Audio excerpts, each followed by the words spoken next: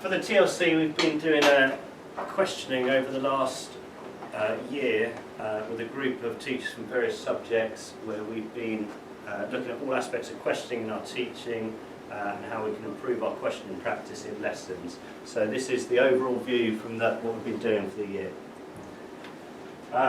These are the teachers involved: so Justin Pulpit from English, Bryn Hawkswell, Louise Hamblin from PE, Damon Smith with an SEN approach to questioning, Chris Slowitt from Maths, Ben Pebler from Business Studies, Kevin Kelly from IT, Jules Roper from Art, and Ben Phillips as well. So quite a range of subjects there, quite a range of views and inputs. And this is, yes please. And these are some of the things we've been doing. First, we started looking at higher order questioning techniques, also looking at sequencing the questions and planning them out and how you could use them in lessons.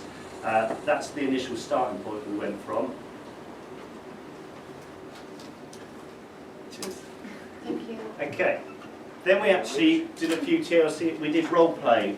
So I got everyone making cookies while one person was the teacher, one person was the student, and they were practicing the questioning techniques on the person doing the work. So they could actually take the role of a teacher, whereas the student was out of their comfort zones because it's doing something they may not normally be doing while trying to answer the questions and being taken through the higher order questioning sequences. And that's just some of the cooking in action.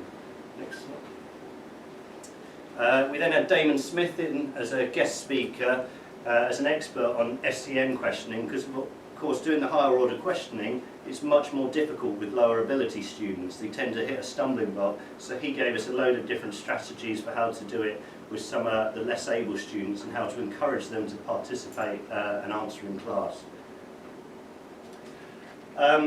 We also had a number of students who actually did a session in here, I don't know why that's done that, where they actually went undercover in lessons and actually gave feedback on the questioning that they were asked in lessons, but also how they felt about being put on the spot and some of the problems they had with actually answering the questions in lesson, but to give it the view of the students.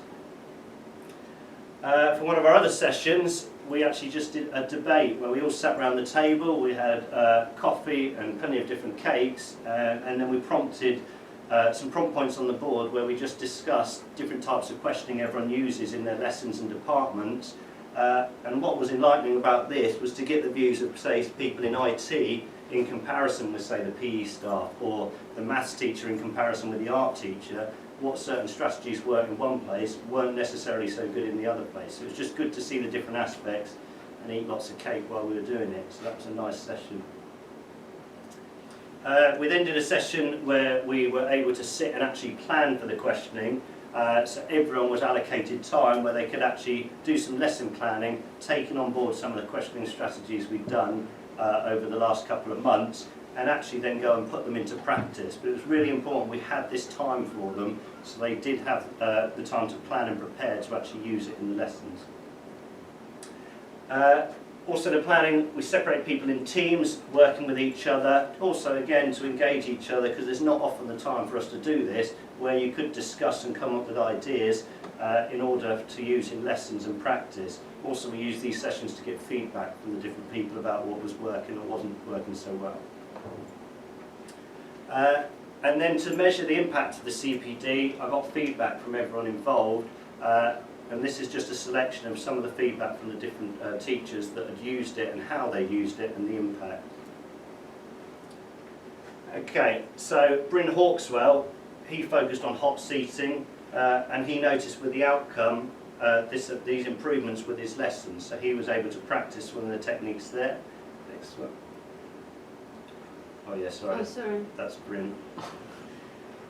James Ross, he actually used quite a lot in his lessons, but what was most noticeable is how successful it was, also with his lesson observations, the improvements gradually throughout the year in his lesson observation feedback.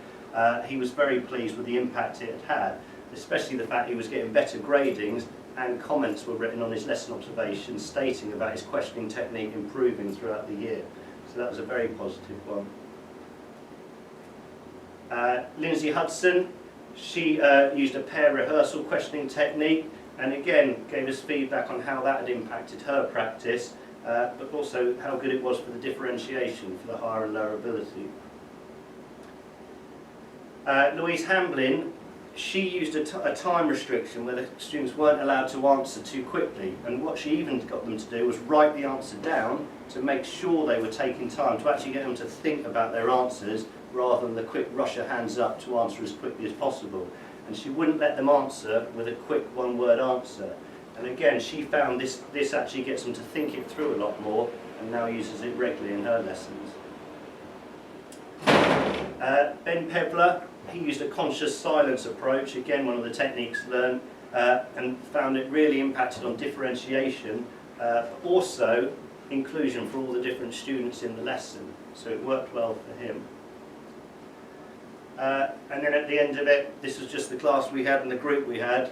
We also made sure it was fun and enjoyable the whole time, and also everyone got something out of the CPD that was worthwhile and helped them actually improve their practice. That's it, guys.